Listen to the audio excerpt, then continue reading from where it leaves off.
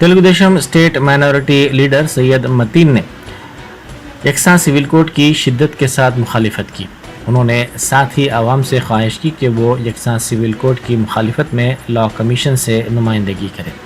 उन्होंने मीडिया से बात करते हुए कहा कि वज़ीर आज़म मोदी को चाहिए कि पहले ख़ुद में यकसानियत लाते हुए मुख्तलिफ ममालिक के दौरे को रोकते हुए मणिपुर में दौरा करें जहाँ पर तशद्दुद हो रहा है।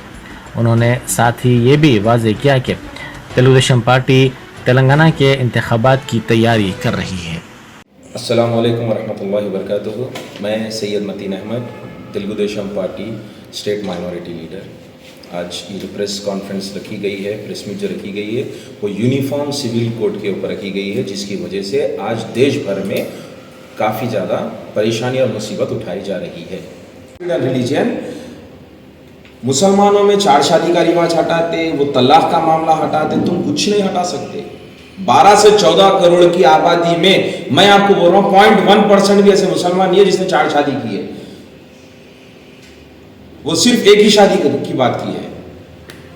अब मैं आपसे और एक बात बोल रहा हूं, uniformity you should bring in yourself first. Narendra Modi अपने आप में पहले यूनिफॉर्मिटी लानी चाहिए। किस तरह की यूनिफॉर्मिटी लानी चाहिए? आप पहले अपने आप को डाइवर्सिटी में लेकर आइए। You stop visiting the countries. आप पहले मणिपुर में जाइए, आप जहां दंगे फसाद होते वहां पर जाइए, ठीक है। और वैसे मुसलमान को शुरू से, चाहे वो कोई भी पार्टी हो, मुस्लिम माइनॉरिटी को शुरू से सिर्फ एक वोट बैंक की हैसियत से इस्तेमाल किया गया है। 2014 में जब उन्होंने आए थे, आने के टाइम पर वो बोले थे कि जो है ना 3 इश्यूज पर लोग वोट बैंक है। एक था राम मंदिर, दूसरा था आर्टिकल 370, तीसरा था यूनिफॉर्म सिविल कोड। अब आर्टिकल 370 उन्होंने लेकर आए 2014 में। उन्होंने सबसे पहले राम मंदिर लेकर आए। 2014 में राम मंदिर के इश्यू पे उठाए, राम मंदिर लेकर आ गए, ठीक है। 2019 के इलेक्शन में आर्टिकल 370 का इश्यू उठाए, उसको लेकर आए, ठीक है, उसमें कामयाब हो गए। उससे मुसलमानों को कुछ फर्क नहीं पड़ा। हमारे सो कॉल्ड सेक्युलर लीडर्स, हमारे सो कॉल्ड मुस्लिम लीडर्स मुस्लिम माइनॉरिटी के वोट बैंक को यूज करने के लिए, जैसा बीजेपी और RSS Hindu vote bank use करती है, ठीक उसी तरीके से हमारे मुस्लिम लीडर्स मुसलमानों का वोट बैंक इस्तेमाल कर रहे हैं। 2014 में राम मंदिर हो गया, 2019 में जो है ना आपको ये आर्टिकल 370 होगा। अब 2024 के इलेक्शन का इनके पास मुद्दा है यूनिफॉर्म सिविल कोड। मैं तो बोल रहा हूं आप लेकर आओ, और सबसे पहले आपको भी हका लेंगे मेरे हिंदू भाई, यकीन जानिए। हिंदू जो एक्चुअल हिंदूज है, they will kick out this prime minister. Reason behind, सबसे बड़ा इसका नुकसान हिंदू कम्युनिटी को होने वाला है। They have got multiple changes which has to be done. बहुत से चेंजेस है हिंदू माइनॉरिटी में करने के, जो हर उनके बस की बात नहीं है मोदी के। ये सिर्फ एक डाल के छोड़ रहे हैं कि कौन कौन अब यूसीसी के अगेंस्ट आवाज उठाएंगे। जो यूसीसी के अगेंस्ट आवाज उठाएंगे ना, उन लोग आवाम को बोलेंगे कि देखिए he is against the Hindu Muslim. तो मेरी सिर्फ आप लोग से, मुस्लिम माइनॉरिटी से गुजारिश है कि प्लीज खुदा के वास्ते ये सब झमेले में मत पड़िए। यूनिफॉर्म सिविल कोड आने से आपका हमारा कोई नुकसान नहीं। हमारा 1-2 इश्यू में यूनिफॉर्मिटी आएगी, चेंजेस आएगी। हिंदू कम्युनिटी में 100 इश्यूज में चेंजेस आना है जो पॉसिबल नहीं। अस्सलामु अलैकुम वरहमतुल्लाहि वबरकातुहू। अल्हम्दुलिल्लाह, हम जिस मुल्क हिंदुस्तान में रहते हैं, ये एक गुलदस्ता है जिसमें अलग अलग किस्म के फूल है, बगीचा है। मुसलमान है, हिंदू है, क्रिश्चियन है, सिख है, जैनिज़्म है, और कोई है। एक ऐसा बाग है जिसकी खुशबू तमाम आलम में है, अवामुन्नास में है, बर्रे सग़ीर में है, हिंदुस्तान की डाइवर्सिटी। इसी के चलते हुए आजकल एक नया हंगामा बरपा है, यूसीसी, यूनिफॉर्म सिविल कोड। वो यूनिफॉर्म सिविल कोड एक ऐसा एक कोरोना वायरस के जैसा हो गया है कि हर कोई इसमें परेशान नहीं हो रहा है, सिर्फ एक मुसलमान ही परेशान हो रहा है। क्यों भाई, क्यों मुसलमान इतना भाग रहे हैं, परेशान हो रहे हैं? उन्हें बुला रहा है, ये कर रहा है, उन्हें क्या करना है, क्या होने का है, ये परेशानी है, वो परेशानी है। यूनिफॉर्म सिविल कोड से मुसलमानों को कोई परेशानी नहीं है भाई। पूरे हिंदुस्तान के मुल्क की आबादी करीब 130-140 करोड़ है। हम हैं 12 से 14%। अगर आप ऑन एन एवरेज पकड़ लेंगे तो 12 से 15 करोड़ हमारी आबादी है माइनॉरिटीज़ की। 12 से 15 करोड़ की माइनॉरिटी को जो है ना ज़्यादा नुकसान होगा, तो बची भी 120-125 करोड़ को ज़्यादा नुकसान है। और वैसे भी यूनिफॉर्म सिविल कोड को जो नरेंद्र मोदी ने ऑस्ट्रेलिया में जाके राख खींच खींच कर जो बात की है ना कि ऐसा करेंगे वैसा करेंगे, यूनिफॉर्म सिविल कोड तुम लाओगे क्या, तुमको नहीं मालूम है। तुमको यूनिफॉर्म सिविल कोड का सही तरीके से अगर मतलब पूछा जाए तो तुमको नहीं मालूम है नरेंद्र मोदी। तुम बैठे हुए हो सिर्फ तुमको ये करना है बोलने पर।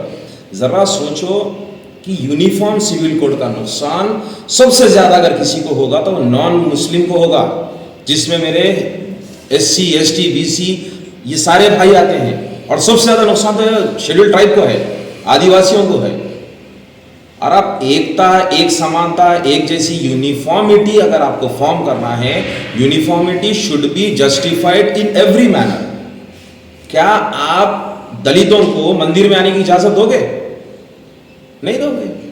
अगर आप इस तरह खाली दलित, हम अगर दलित ये आवाज उठा दे कि भाई यूनिफॉर्मिटी के हिसाब से एक जैसे के हिसाब से, क्योंकि कॉमन सिविल कोड में और यूनिफॉर्म सिविल कोड में बहुत डिफरेंस है।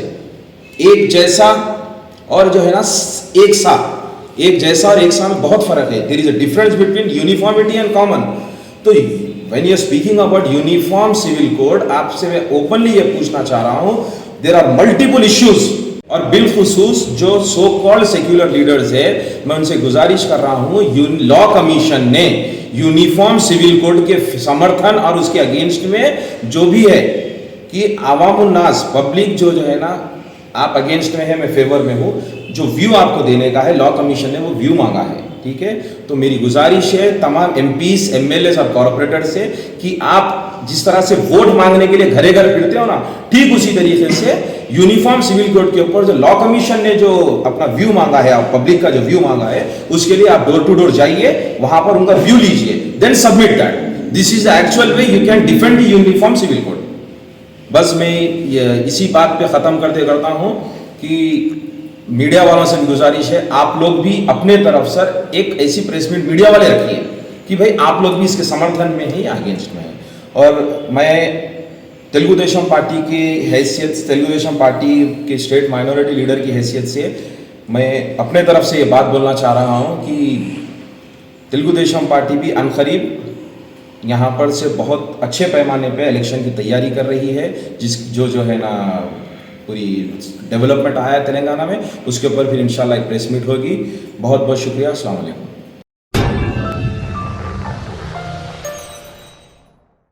Germanton super speciality hospital, doctor Mir Jawad Zar Khan, senior experienced orthopaedic surgeon, bone fracture, joint replacement, hip replacement और स्पाइन सर्जरी कामयाबी से अंजाम दे रहे हैं। इसके अलावा neuro surgery, cardiology, gynaecology, dental, general medicine, dialysis और फिजियोथेरेपी जैसे शोबाजात में इंतहाई कामयाबी के साथ वाजबी फीस में इलाज किया जा रहा है। शेयरिंग और प्राइवेट रूम्स, अस्पताल में 24 घंटे MRI, CT scan, 2D digital x-ray, ultrasound, operation theatre, ICU और लैब की सहूलत दस्तयाब है। आपकी उम्मीदों के ऐन मुताबिक Germanten super speciality hospital, pillar number 150, Attapur, Hyderabad.